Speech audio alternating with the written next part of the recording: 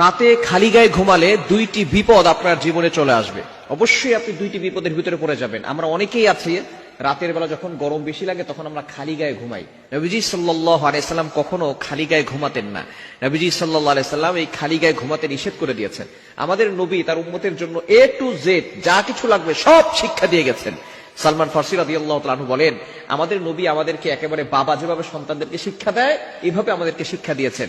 আপনি কিভাবে টয়লেটের ভিতরে ঢুকে পরিষ্কার পরিচ্ছন্নতা অর্জন করবেন সেটাও নবীজি সাল্লাল্লাহু আলাইহি ওয়াসাল্লাম শিক্ষা দিয়েছেন, এবং আপনি কাবা ঘরের ভিতরে কিভাবে নামাজ পড়বেন সেটাও নবীজি শিক্ষা দিয়েছেন। সুতরাং আমাদের নবী হচ্ছেন আমাদের রুহানি পিতা।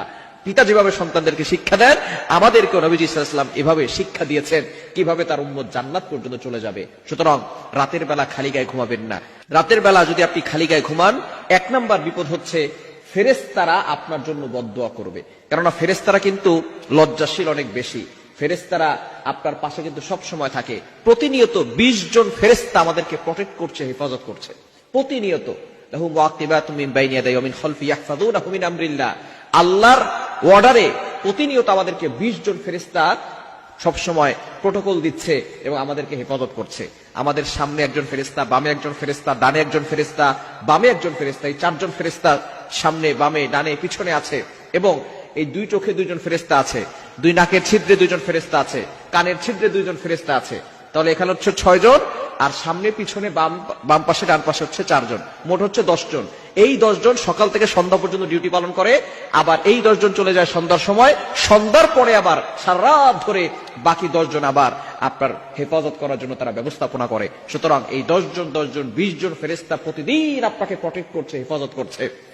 যদি এই ফেরেশতারা আমাকে আপনাকে প্রটেক্ট না করতো, হেফাজত না করতো, তাহলে মুরগির বাচ্চাকে যেভাবে কাক অথবা চিল পাখি, যে পাখিগুলো আছে, বাস পাখি আছে, এরা মুরগির বাচ্চা খেয়ে ফেলে, যেভাবে মুরগির বাচ্চাকে ছো মেরে উড়িয়ে নিয়ে যায়, সেভাবে যদি ফেরেশতারা আমাদেরকে প্রটেক্ট না করতো তাহলে এই মুরগির বাচ্চাদের মতো জিন জাতি আমাদেরকে ছো মেরে উড়িয়ে নিয়ে যেত। সুতরাং অবশ্যই এই ফেরেশতারা আল্লাহর অর্ডারে আমাদেরকে হেফাজত করছেন। সুতরাং আপনি রাতের বেলা খালি গায়ে ঘুমাবেন না। ফেরেশতারা এতে লজ্জাশীল হন এবং আপনার জন্য দোয়া করেন না। এজন্য অবশ্যই এই বিষয়গুলো খেয়াল করতে হবে। দ্বিতীয় নাম্বার হচ্ছে, যারা রাতের বেলা খালি গায়ে ঘুমায় তাদের বিভিন্ন রোগ হওয়ার সম্ভাবনা আছে এবং জিনের আসর লাগার সম্ভাবনা আছে।